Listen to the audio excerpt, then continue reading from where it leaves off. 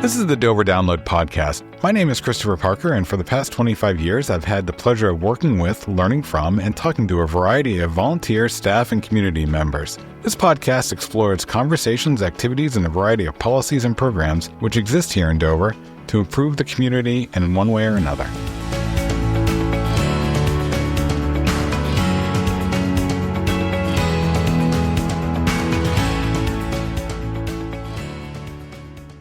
On the Dover Download Podcast, we like to talk about project and activities from time to time. Sometimes they are visible ones, like the waterfront or street reconstruction, and sometimes they're ones that might happen in the background, such as how we maintain our street trees. That's where we're going to land today. We're going to chat with Michaela Edgecombe, an assistant city planner here with the city, and Lindsay Watkins from the UNH Cooperative Extension. She's the county forester. We're going to talk about the state of our street trees and particularly our ash tree population, or depopulation as it is. Ladies, welcome. Thank you. Happy to be here today. Thanks. Happy to be here. Lindsay, why don't you tell us a little bit about who you are and what your role is, and then we'll turn to Michaela, so we'll give her a minute or two to think of what kind of answer she wants to give. Great. Yeah. So again, I'm Lindsay Watkins. I'm the Stratford County Forester with UNH Cooperative Extension. My role is primarily to work with individual landowners as well as communities, conservation commissions, and help folks understand their forest resources. So whether that is larger tracts of forest land in a more traditional forestry setting, or in this case, we're talking about Dover street trees. So anything about trees, I'm into it. I'm an all-purpose tree nerd. Cool. Michaela. I'm Michaela Edgecombe. I'm an assistant city planner for the city of Dover with a focus on environmental conservation. I work as the liaison to the Conservation Commission as well as the Open Lands Committee and the Forestry Subcommittee. I'm working on staffing those boards and any environmental issues going on within the city, which happens to be the ash trees that we're going to talk about today. The way I became aware of this is you had posted a thing about a walk you all were doing. I assume the Open Lands Committee or the Forestry Committee was... A little bit of everything. Yeah. So I saw that and we chatted about that and I thought, oh, that'd be good. And then you came and said you wanted to do a podcast about it, which is great. Why are we doing this? What was the purpose of the walk? What did you hope to gain from the walk? Yeah, so this was kind of brought to my attention a few months ago with my predecessor mentioning the ash trees in the downtown and how they are primarily all ash trees that line Central Ave. There's around 54, I would say, that are all in a pretty quick downward decline due to the emerald ash borer. So once this issue became prevalent to me, we decided, hey, we should probably do some outreach for this because these trees are going to need to be either taken care of or taken down or whatever that will look like within the next 2-ish years. We decided on doing a ash tree walk, inviting anybody that could go, members of the public, anybody that is a business owner along Central Ave, to kind of do a little walk, look at each of the trees, try to figure out how to tell what ones are dying, the status of each of the trees, and then talk about our path forward from there. So, Lindsay, my understanding, and correct me if I'm wrong, but my understanding is once the disease is present, it's going to spread. And to Michaela's point, it's not about if, it's about when. The trees are going to need to be replaced because it's not a give it a pill and some treatment and you're all set. The treatment is replacement. Yeah, for the most part, I think that's right. So emerald ash borer, it's an invasive insect native to Asia. Showed up in the Midwest in the early 2000s, so really hit some of the city tree populations out there really hard. So Detroit in particular, a lot of other Midwestern cities have dealt with this. So it's a little beetle. It's about a 1/2 inch long. It's actually really pretty. It's this bright, shiny green beetle. If you were to see it, you're like, oh, that would be like a cool piece of jewelry or something like that. So gorgeous little bug, but unfortunately not great for our ash trees. They attack the tree from the top down. So the adults feed on the leaves, and that doesn't really do too much damage, mostly just cosmetic damage to that, those leaves. But after that, the adults lay their eggs in the crevices of the bark. So ash has this really nice, it's a interconnected grooved bark. Cool. Really pretty to look at, but a great substrate for these beetles to lay their eggs. So the eggs hatch and the larvae burrow, kind of tunnel into the tree's bark. And they feed on the tissue right on the inside of the bark, which is where all of the tree's growth is happening. So it's where all of the nutrients and water are moving from the roots to the top of the tree. And eventually you get so many beetle larvae in there that they are girdling the tree. So they're cutting off the flow of nutrients and water up and down the tree. Starts from the top down.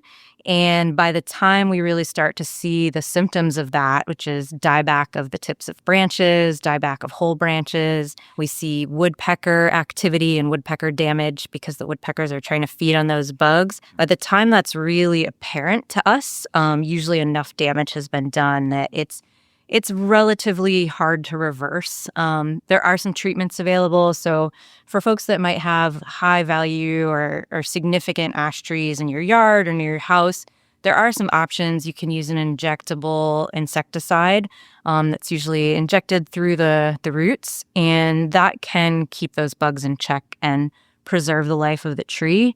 They say that typically you want to start doing that before the tree has lost more than 50% of its crown.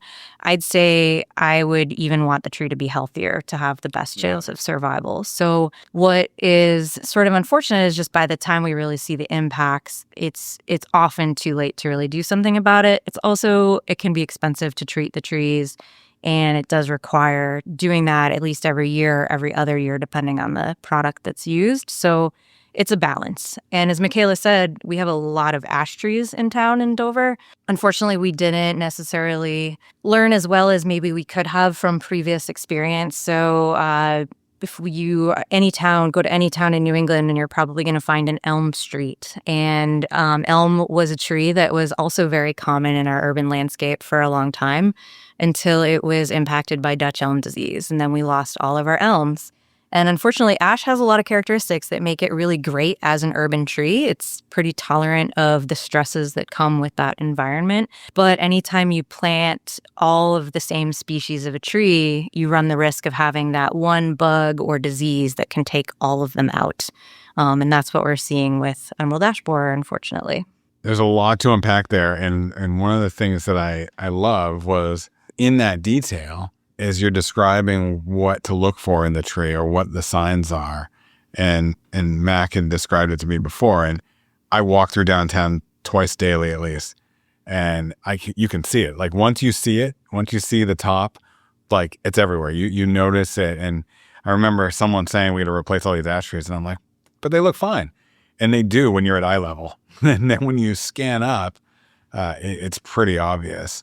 I know that one of our plans, Michaela, or part of our plan for replacement is we're not going to do every section. We're going to do like every third tree, every second tree, so that not all the trees are new at the same time. With that in mind, are we able to limit the migration by removing or swapping out the trees from one species to another? Or is it really all the ash have to go at this point? So primarily, this is my understanding of it as well. Lindsay has the more technical side here. Sure. All of the ash tree that is in the downtown has already been infested. If there's any that you see that you're like, oh, there's not really any dieback on the top, that's because community services has been making a strong effort at putting those back to mitigate any public safety risk. Gotcha. But pretty much every single tree will need to go, unfortunately. But as you said, Chris, we are trying to come up with some sort of funding to create a plan where we can phase out the removal of these trees and replanting so that it won't be too abrupt of a complete cutting down all of Central Ave. But also touching on what Lindsay said, we're going to be focusing on coming up with kind of a list of multiple different species that would be good in a urban downtown, but also maybe have a different canopy that you like to see, or different heights, or something that adds a little bit of character to the downtown, will still maintain its integrity, but won't be all one species throughout. Great. Lindsay, tell me about the walk that you had last month. So we wanted to give people a chance to kind of see what was going on and learn a little bit more. I think I take for granted, as somebody who works around forests and trees all the time, that sort of everybody knows that emerald ash borer is a thing that's happening. And in reality, I think that's not the case. I saw that there was some tree removal happening in front of the library, I think recently, that was also an ash tree that was affected. And some people were really upset to see that tree coming down. And I think we really value trees in our landscape, and we like to see them. They provide a ton of benefits in an urban environment as well as in our forests and around our homes. So it can be really shocking to see these trees that were just used to being there come down. And the idea with the walk was to give people a chance to kind of get up close and personal and actually look at some of the damage that's being done by the bug. And as Michaela was saying, it might not be as obvious because these trees have been pruned to remove some of that dead wood. So you might be looking at an ash tree from across the street and it looks perfectly fine. Trees are remarkably resilient organisms, and they will defend themselves with all they have until they can't. And so, the ash trees that we have in town are still putting out nice green foliage and look really nice with that dead wood pruned out. But in reality, they might have already lost 25 to 50% of the canopy that they should have. And we just aren't able to see that as easily. But like you said, if you look up, you're going to see signs of woodpecker activity. We have what's called blonding of the bark, and that's basically where the bark has been peeled off by woodpeckers trying to get at those bugs. If you get in really close, you can even find the exit holes of the insects themselves, these tiny little D-shaped holes. Wow. Where they've come out of the tree and flown away. So the signs are there. You just have to know what to look for. And, I think one of the questions you'd asked before was, limiting the infestation based on how we remove the trees. With ash, it's kind of a situation of that ship has sailed. Yeah. There were some attempts to do some quarantine. There are still some local quarantines in effect. So I believe the state of Maine, you still can't bring in any firewood from out of state. And those kinds of firewood quarantines originally went into effect to keep bugs like this from spreading. We know based on the speed that emerald ash borer spread that humans had a role in helping that bug move from place to place. It wasn't just that they can fly, which they can, but we certainly helped speed up that process. With this particular bug at this point in time, we're kind of beyond the point where a quarantine is going to help. So you mentioned that it's a pretty common tree in urban settings. So we're not alone in this. This is a pretty common New England, New Hampshire activity at this point. Yeah, I'd say, the Midwest has really been through it. A lot of their cities had a lot of ash trees. Unfortunately, ash was one of the most popular choices to replace all of those elms. Yeah. I think one thing I hope people will understand is that trees growing in a city are facing a whole different set of challenges than trees growing in our forests. I think a lot of folks might not think of New Hampshire as a particularly urban place. And so when you think about, quote, urban forestry, that's a concept that maybe is less familiar. But the way I think of urban forestry is really any tree that's growing in a setting that's not the forest. Asphalt, houses, buildings, that is an urban environment for that tree. And so you're facing a whole different set of stresses, heat coming off of pavement and buildings, salts coming off roads after snowstorms, mechanical damage from plows, from cars, from people, compacted soil growing in small tree wells. When you look at a tree and you look at the crown of a tree, a lot of people kind of look at the tree's crown and trunk and you notice that. But what you often forget to consider is that you have a whole root system underneath there, and that root system doesn't go as deep as we like to think, but it spreads out wide. And so when we have our tree roots and we're putting sidewalks and roads and all sorts of other things on top of them, we're making it really hard for them to grow. So Michaela, where was the route for the walk? And I know you're going to do another one. Is the other one going to be the same route, or is it going to be different? Yeah, so we're doing another ash tree walk August 21st at 6 p.m. It'll be similar to the last one, starting at City Hall on the front steps. And then we kind of make our way up Central Ave towards Breakaway. We'll stop at various different areas. We'll stop at the little bridge there. We'll stop by Joe Park's garden and Waldron Court. We make an effort to stop over there as well, as those are also ash trees. On the different points in the walk, you'll be able to see different trees in different kind of stages, some that were pruned and seem to look okay, but ultimately are not. And then some where you see a lot of dieback on the top, and there is no way that is going to last another few years. The ones on Central between 1st and 2nd Street, those, as soon as you enlightened me, I was like, whoa, those need to come down. Yeah, so we'll do that walk. Lindsay is there kind of leading and giving more information about the specifics of emerald ash borer and the trees and the environment that they will need. And then we end at Garrison City Beer Works for a chance to just open it up to more like the public. People who want to attend, we are giving an opportunity for everyone to provide feedback on what they would like the downtown to look like. As we are beginning this process, it is still kind of the early phases, which is why we're doing some of this educational outreach. And we would really like to hear back from the people on what you would like the downtown to look like, as these new trees will be planted and will grow and provide slightly a different aesthetic than what's currently there. So is it something people need to sign up for, or can they just show up at 6 p.m. on the 21st? Yeah, no, you just show up. We'll have some QR codes posted at Garrison City where we end. So if you don't have a chance to kind of share how you're feeling, or if you're not comfortable to do that, we'll have a QR code where you can provide answers and feedback on a survey. Great. And hour and a half, 2 hours? Yeah, I believe last time it was an hour and a half-ish, and then however long folks want to stay at Garrison is fine. Good. Yeah, we tried to spend about an hour on the walk, which it was actually challenging for me. I could talk about trees all day, but about an hour to get to Garrison City, and then plenty of time there for questions and talking. And Great. Well, I appreciate you both coming in and chatting with us and giving the listener this information. Again, the 21st at 6 at the front steps of City Hall, going up to 3rd Street and then heading back down to Franklin Plaza for a wrap-up. Anything else we want to make sure the listener knows? I think that's everything. Appreciate you both giving us your time, and I hope you have a great day. Thank you. You too, Chris. thanks. Dover has a wealth of history in its over 400 years of existence. Coming up, Mike Gillis is going to share some of that history with us. We just heard about the continuing loss of ash trees in downtown Dover to the emerald ash borer. With that in mind, we thought we would take a look back, almost 43 years, to the summer of 1982 when Dover planted many of its ash trees along Main Street. The planting of ash trees along Dover's Main Street that year was part of a broader downtown renovation effort. The vision was to create a shady, beautiful stretch where, quote, pedestrians may soon be able to meander through a shady corridor of leafy trees between Franklin Square and the former Claristat building, now the Washington Street Mills.